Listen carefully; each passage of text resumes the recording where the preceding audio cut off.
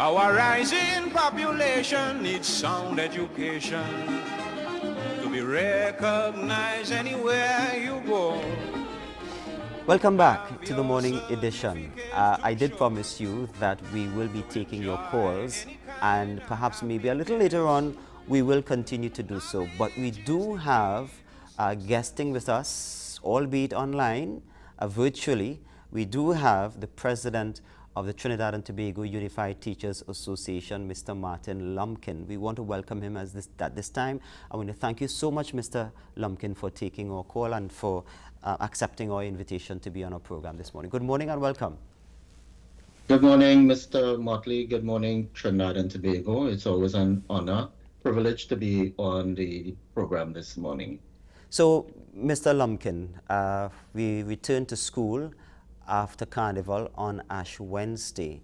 I am aware that the turnout over the years by students to school, the return to school by students usually is very low. Was that the case this year?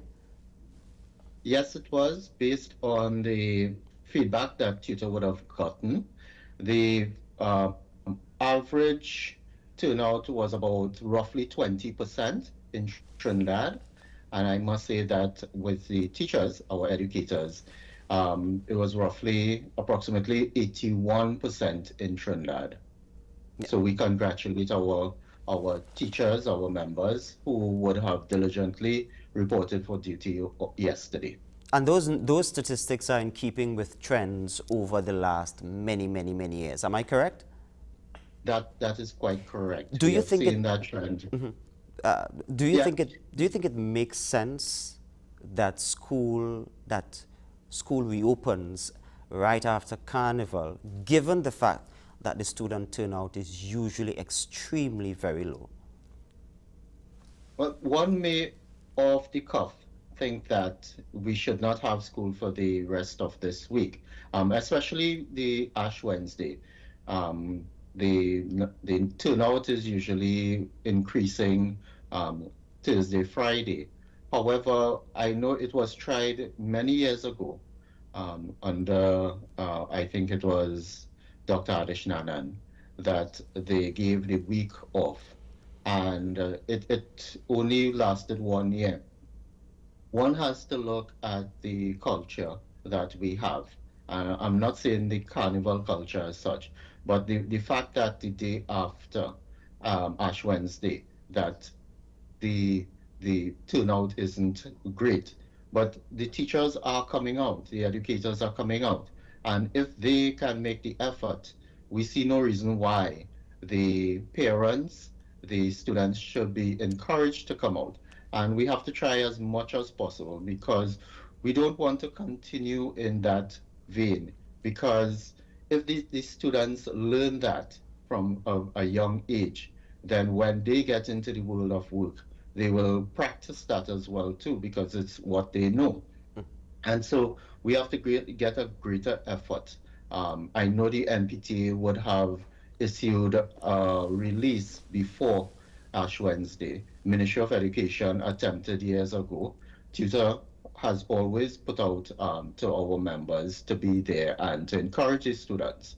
And so we have to find a way to get them out. I don't believe that at this time the solution is to have the rest of the week off or have Ash Wednesday off.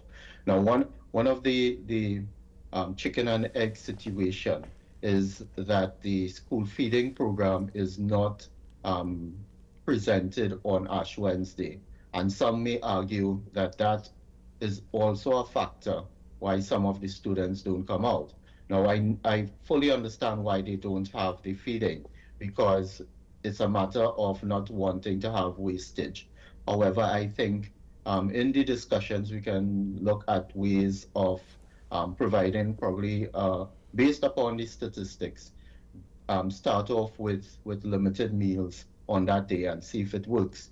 But we have to really see a way to get our students back out on the day, because we would have had significant learning loss during the COVID period. And I know that the schools are attempting to bridge that gap. and losing another day or another few days would not really help in bridging that gap of learning loss. Now, you've made some very good points, particularly the last point about learning loss. But nonetheless, if the students don't turn out during this week, there is going to be learning loss nevertheless. I Yes. understand the point about productivity and wanting to create a culture or engender a culture of one that is productive. You've talked about finding a way. Tutor every year makes the call for teachers to come out and for students to come out. And PTA does its part, the Ministry of Education also does its part. But it seems to be falling on deaf ears. What is this other way? You've mentioned about the school feeding program, which plays, perhaps, maybe playing a part in the turnout of students. But apart from the school feeding, what else do you think needs to be done? Or have you all given that much thought? Well, I know that in terms of the teachers as well. Now, we have to be mindful as well that the week as well leading up to Carnival, the numbers usually dwindle, especially on the Friday before. And so the the teachers attempt to, the educators attempt to get their students out. So it is a tough situation. It requires all hands on deck. And I know that our educators, as much as possible, attempt to get them out. We would have seen over the last week before Carnival a number of schools having their school sports, and so would utilize that time to have that extra and co-curricular activity, as well as their internal Carnival celebrations, in trying to get their students to come out and participate as well too. We may need to find some other way in terms of the Ash Wednesday. Um, it will take a lot. It will take a whole change in mindset of our people. But we have to find a way. And if it is that we do have to now close the schools for the rest of the week, we may have to make it up in some other ways. But we feel it should be a last minute resort, a last resort, sorry, in terms of having to close the school. It sends to us a really, home message, to psychologically as well as productivity. Yeah. You know, the irony in all of this is that Carnival is one of the most productive engagements in our calendar year. And right after Carnival, we are presented with the sport turnout. So there's a kind of an irony there. But perhaps maybe the time has come as well for the powers that be to consider other kinds of arrangements. What do you think about having the rest of the week being engaged in professional development for teachers rather than belaboring the point of having the students come out and they don't come out anyway? What do you think about that? And it is an opportunity that the ministry can engage in, and maybe like I've witnessed in other jurisdictions when school cannot be um, open due to whatever reason, the students are engaged, if not in direct online, but online work is sent. And there are particular challenges with that. But we have to try certain things to get it right. So while the teachers are engaged in professional development, then the students can be engaged online, with online, work and so on. And then you marry the two. But yes, it can present an opportunity. I know years gone by, a number of schools would have applied for professional development courses to take place during this period. And I know the ministry quite recently would have discouraged it, because for whatever particular reason. But it can be, and maybe we can make up for it in, adjust the term and look at, getting back the 39th day, Yeah. week, sorry, if we do close the school for Yeah. this 3 days. There's definitely room for more discussion on this particular issue. Want to shift gears just a bit and talk about the rat infestation at the St. Joseph Secondary School. Now, that issue was raised a little late in February. Has that been resolved? Are you As aware of far it? as Yeah, we were aware, and our functionaries have been keeping us up to date. As far as we're aware, the baiting took place, and there are less signs of it. Just like in other schools, so we had Purcell Secondary as well. The nesting of these rodents are not on the compound, it's outside of the compound. And we can continually put bait within the compound. If we do not identify the nest of these rodents and actually get rid of it, then it will be continuing and going on. We also recognize that sometimes because the school has um, leftover food and so on. If it's not disposed of properly, then it is a feeding ground for the rodents.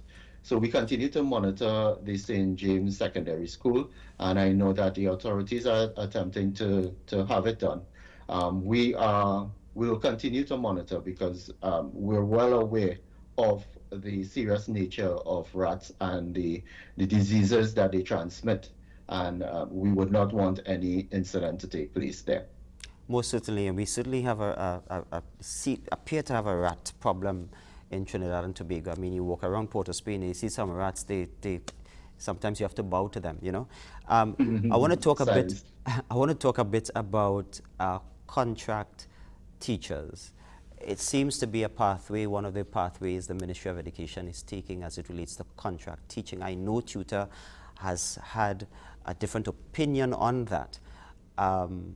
But contract teachers have been with us now for quite a number of years. Has the position changed? Does it remain? And if so, why?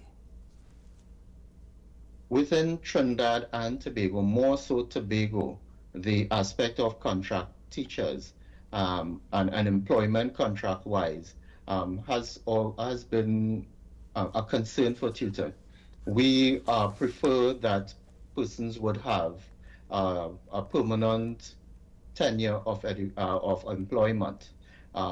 Within Trinidad, it's done, especially with the ECCE teachers, and we are quite concerned. We believe that they should be on the establishment, and or basically it will take just change in the legislation.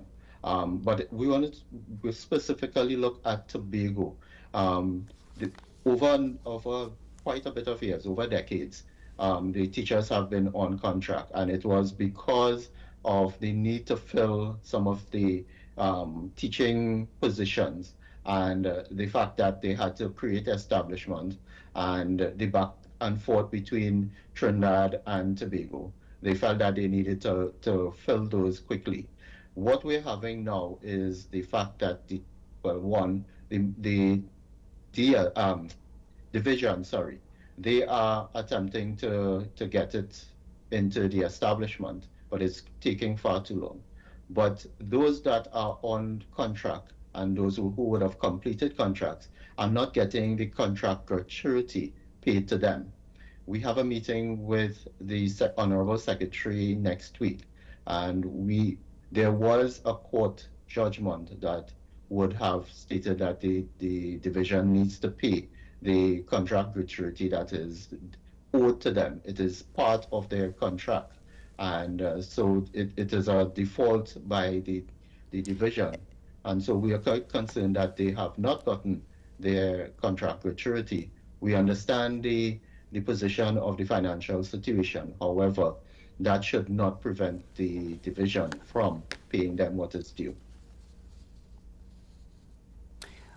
All right. Mr. Lumpkin, we want to thank you so much for being with us on such short notice on the morning edition. You know what? Can you stay with us a bit? Can you Sure, stay with us a sure. bit? Okay, we're going to take a quick break and we will come back. better off dead. For there is simply no room in this whole wide world for an uneducated little boy or girl. Don't allow idle companions to lead you astray. To earn tomorrow, you got to learn today. Off dead. For there is simply no room in this whole wide world for an uneducated... Welcome back, Trinidad and Tobago, to the morning edition. We are speaking with the president of the Trinidad and Tobago Unified Teachers Association, Mr. Martin Lumpkin. We have touched on the issue of students returning or not returning to school after Carnival. That's on Ash Wednesday, and you know we could also say Ash Thursday and Friday. You know that's not real, right? but students are not turning out. The teachers are, and despite the clarion calls from TTUTA, from NPTA, the Ministry of Education, and so on, you all are not sending your children out to school. Please do. Monies are being paid for them to be there. Please send them out to school. But we've also touched on the contract teaching and the issues particularly relating to Tobago and the non-payment of gratuities and so on. We've talked about that. Now, TTUTA represents a large body of personnel. So we talk about teachers in the mainstream, ECCE teachers as well, but also represents persons under the third, what is called the third schedule. Now, I'd allow Mr. Lumpkin to expand on who those people are and what are the specific issues confronting them.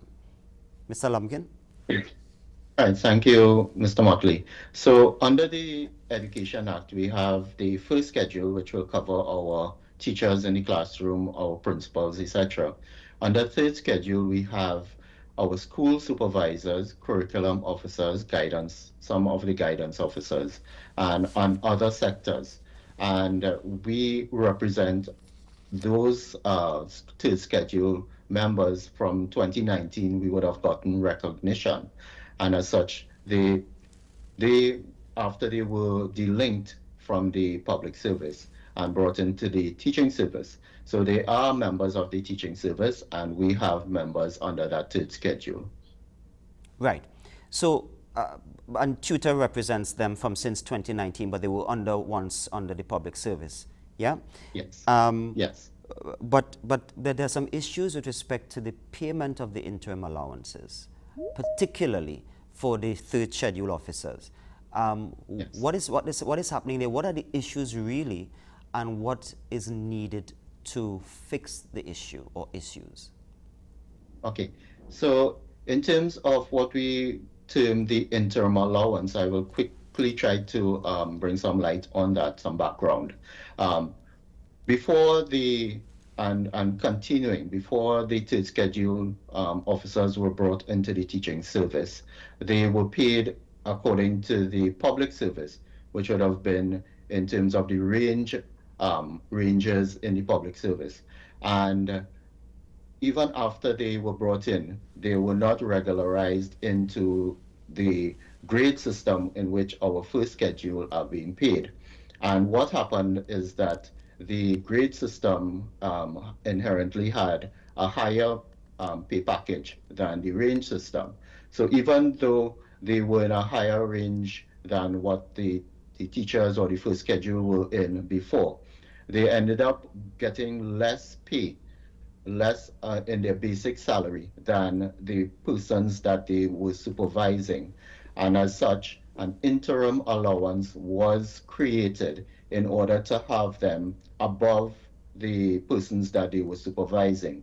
So one of the issues that was created is every time we settled in negotiations and our first schedule were increased, being given an increase in salary, the third schedule were fallen behind. And good IR practices is that you cannot get less than the persons you are supervising. So the interim allowance had to be bumped up every time, and there was a formula created and approved by cabinet, What we're having now is after the last set of negotiations, 2014 to 17, 17 to 20. And one of the issues as well is part of that period, those periods did not cover where TUTA would have been able to negotiate. It would have still been under PSA. However, the interim allowance has not been increased. So right now, if we take, for example, school supervisors, their pay package, well, let me say basic salary, is less than the principals that they supervise. And we have had that settlement roughly nearly 2 years now. And these persons are being paid less than the persons that they are supervising. We understand that the note has been taken to the Minister of Finance, who has to take it to the Cabinet for approval. However, we are quite concerned at the slow pace that this is taking because it is affecting our members and it is going outside of good industrial relations practices. They are being paid less than the persons that they are supervising. And we're hopeful that this can be rectified as quickly as possible and that the members affected, so all into schedule who have to get their interim allowance, would also be given their arrears arising out of this settlement as well. We also have the issue of the late payment of traveling allowance to both the school supervisors and the curriculum officers. And it is very frustrating when these persons send in their claims and it is taking months for the Ministry of Education to actually pay it. When we bring it up, we're given a number of reasons and excuses which we cannot accept because our members have been saying they have been filling out the form diligently, correctly, sending it in through the necessary channels, and sometimes they don't even have the paper forms. The ministry hasn't printed enough. So these are the challenges that our school supervisors, curriculum officers, and other members of TIL schedule, very, very frustrating because they play a critical role in the scheme of education. And if they are not being compensated or not being treated fairly, then it is going to frustrate them, and it is going to bring about, they don't have much job satisfaction when these things occur because they are working to the best that they can under the conditions that they have. So for viewing public, let me just explain just a little bit in terms of the interim allowance. Very simply, so if you were being paid $100 in one position and then you were promoted to another position, the promoted salary is actually, let's say, $50. So you've been promoted and that salary is $50. Given the arrangements you talk about moving from the ministry, from teaching into the public service. So you've been paid 100 in one position, you're promoted, your salary is now 50. The interim allowance will cover you, supposed to cover you, supposed to compensate you for the $50 that you would have lost. Am I correct? Yep. Plus, yes. plus the. Yes. Yeah. Yeah. Basically, that's it, right? And that's not and you're saying that there are some challenges as it relates to that. So you have quite go on. For the last yeah, so when we would have concluded and signed off on the last negotiations, that interim allowance should have moved to reflect it as well too, and that has taken over a year and a half for that to happen. Yeah, that's quite a very interesting arrangement. All right, so we are in the dry. Sorry, you want to make a point on that? Yeah. So very quickly, the solution to that is to bring our members out to the schedule in the teaching service grade system, which we are working on as well. We have signed off on most of the job descriptions, and the evaluation has already been done. So it's to bring them into the grade system now so that their salaries would automatically increase once we sign off on negotiations. And that bringing them into the grade system, that's a negotiated condition. Yes, it is, and And the way negotiations take place in Trinidad and Tobago, we could see that happening perhaps maybe in 2030. Yeah? Hopefully not. Hopefully not. We are in the dry season. Yes, we are. But we are having sporadic rainfall here and there and so on.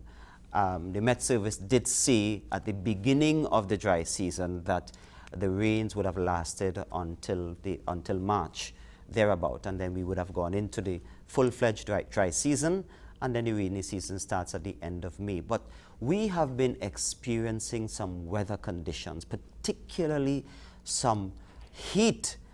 It is so hot, and we know that many of our schools in the classrooms, they are not air conditioned. Some schools are, fortunate as they are, but many schools are not air conditioned. How are our teachers, and more importantly, how are students coping with that, and what is TTUTA's intervention as it relates to remedying or addressing this issue? At the last PS meeting that we had, which was about a week ago, we would have asked the Ministry of Education, in attempting to be proactive, because we would have experienced the last couple of years the high temperatures and that affecting the classrooms and teaching. And in terms of ventilation, their plans for this year, they said they would get back to us, but we feel that we have the opportunity before the temperatures start to rise, that the Ministry of Education can put some systems in place. We know ideally fans are not, the best option. There should be some other cooling mechanism. However, we understand the challenges in terms of the finances of the government and the Ministry of Education. We also understand that increasing the load on the electricity system would also require that upgrades be made as well. So we are hopeful that the Ministry of Education can look at some mechanism, even if it is probably adjusting the times of school. We consider some way of getting that issue addressed as early as possible. Where air conditions can be installed, we would welcome that. But again, in terms of it will have the factor of the electricity, as well as if you install air conditioned systems, then they need to be maintained and they need to be serviced and cleaned as often as possible, because it can pose some additional issues. So you don't want to solve one and then bring on another set of issues. However, we are hopeful because our members, our students have been crying out over the last 2 years, and the ministry, we would want them to take proactive measures when it comes to this issue. We need to cut off in a short bit, but I want to ask you where you are, TTUTA that is, in relation to this particular issue. Have you tabled it with the Ministry of Education, and do you see it being coming to a conclusion very soon? We did at the last meeting. In the upcoming meetings, it's on the agenda, it's on the minutes, so we will hold the ministry to responding. They did say that they will look at it, and so in the upcoming meetings.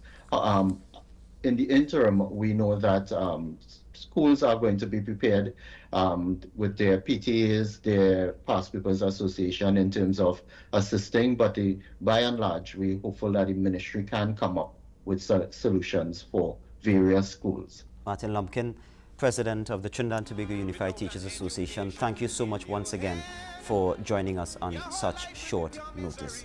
It was a pleasure having you. Yes? Same here. Thank you, okay. Mr. Motley. All right.